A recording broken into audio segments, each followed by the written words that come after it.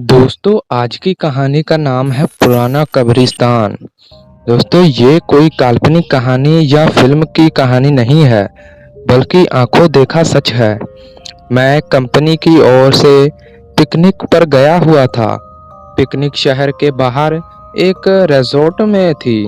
पहले कंपनी के कुछ लोगों ने क्रिकेट और अन्य खेल खेले। उसके बाद रिसोर्ट्स में ही बने वाटर पार्क में चले गए। वह केवल कुछ लोगों को ही तैरना आता था।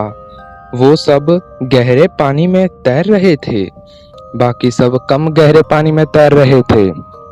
हम दोस्तों में एक शर्त लगी, पानी में एक सिक्का फेंका जाएगा और जो सबसे कम समय में सिक्का ढूंढ के लाएगा वह जीत जाएगा।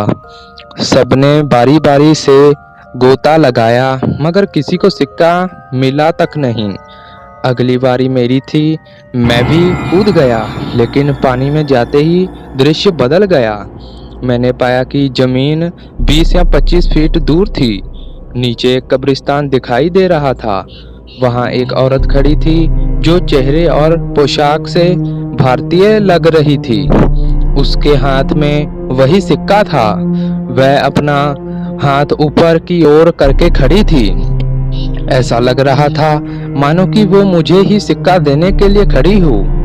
मैं जैसे उसके सम्मोहक में आगे बढ़ता चल रहा था।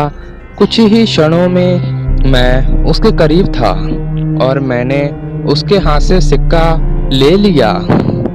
जैसे ही मैं वापस आने लगा, उसने मेरा हाथ पकड़कर खींच लिया। अब उसका और मेरा चेहरा आमने सामने था। एक ही पल में उसका चेहरा बदल गया और एक भयानक रूप ले लिया। उसकी आंखों से खून निकल रहा था और उसके चेहरे पर एक भयानक सी मुस्कान थी। मेरे डर की कोई सीमा नहीं थी। मैं डर के मारे कांप गया। मैंने झटके से अपना हाथ छुड़ाया। हाथ छुड़ाते ही कब्रिस्तान और महिला दोनों गायब हो गए और मैंने अपने आप को पूल में पाया। मुझे लगा जैसे कि मैं किसी सपने से जागा हूँ। मैं जल्दी से पानी से बाहर आ गया और दूर जाकर बैठ गया। मेरी सांस फूल रही थी और मैं खांस रहा था। मेरे दोस्तों मेरी मदद करने लगे। थोड़ी देर में मैं सामान्य था। हर कोई पूछ रहा था कि क्या हुआ। मैंने बस सर हिलाते हुए कुछ नहीं में जवाब दिया। मैंने मुट्ठी खोलकर देखी तो सिक्का मेरे हाथ में था। ये देख मेरे दोस्त खुशी से उछलने लगे और मुझे बधाई देने लगे। दोस्तों ने फिर से शर्त लगाई, मगर मैं फिर से पानी में नहीं गया। शाम हो गई थी। हमारी बस जाने वाले ही थे। हम कुछ लोग सिगरेट पीने बाहर चले गए।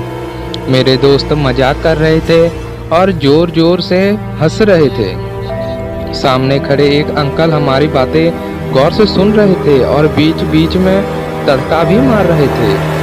मैं चुपचाप खड़ा था। मेरे एक दोस्त ने मजाक में पूछा कि मैं तब से चुप क्यों हूँ, क्या अंदर कोई भूत देख लिया। ये सुनकर अंकल ने मजाकिया माहौल में कहा कि अंग्रेजों के सामने मैं यहाँ कब्रिस्तान हुआ करता था। जरूर किसी गोरे का भूत देख लिया होगा। ये सुनकर सब हंसने लगे, मगर मुझको यकीन था कि जो मैंने देखा वो मेरा वहम नहीं था।